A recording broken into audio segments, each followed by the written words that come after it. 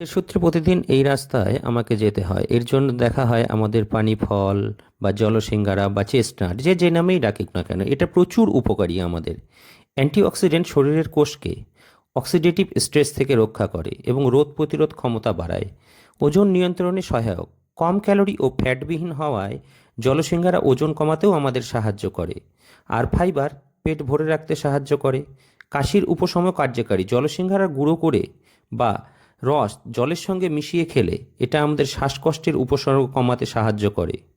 এটিতে প্রচুর পরিমাণে ফাইবার, পটাশিয়াম, ম্যাঙ্গানিজ, কপার এবং ভিটামিন বি6-এর মতো প্রয়োজনীয় পুষ্টির একটি চমৎকার উৎস।